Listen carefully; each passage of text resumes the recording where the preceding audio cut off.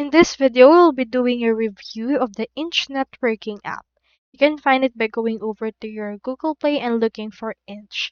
This is actually as advertised as the future of the work application, good for business, for experts, and the likes. So Inch actually has mixed reviews. So as you can see, it has 2.3 stars on Google Play with 1.03 thousand reviews.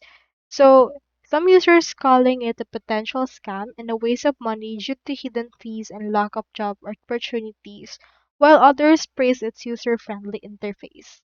So it has hidden fees and they discover it after setting up their profile. It also have limited job pool with significant concern of the lack of jobs in the platform. Users also note that the lack of replies from other users making networking difficult. So typically this inch is aspiring to be the next LinkedIn, but right now it's failing. So if you're considering using Inch, be aware of the potential for hidden fees and lack of job opportunities and user engagement.